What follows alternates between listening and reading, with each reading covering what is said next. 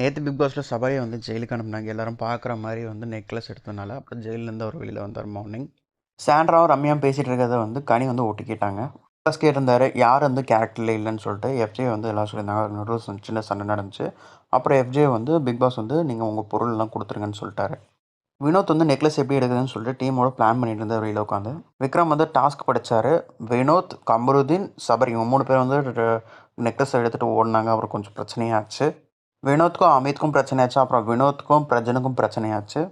திரும்ப விக்ரம் வந்து டாஸ்க் படிக்க ஆரம்பித்தார். திரும்பவும் வந்து இவங்க 3 பேருமே நெக்லஸ் எடுக்க போனாங்க. திரும்பவும் பிரச்சனையாச்சு. அப்புறம் வந்து பிக் பாஸ் வந்து ஆக்டிவிட்டி ஏரியாவுக்கு போக சொன்னார் எல்லாரையும். ஸோ அப்புறம் ஆக்டிவிட்டி ஏரியாவுக்கு எல்லோரும் போய் டாஸ்க் பண்ணாங்க. அந்த டாஸ்கில் யார் ஜெயித்தாங்கன்னா திரும்பவும் வந்து ரெட் ரோஸ் சினிமாஸ் அவங்க தான் வந்து ஜெயித்தாங்க.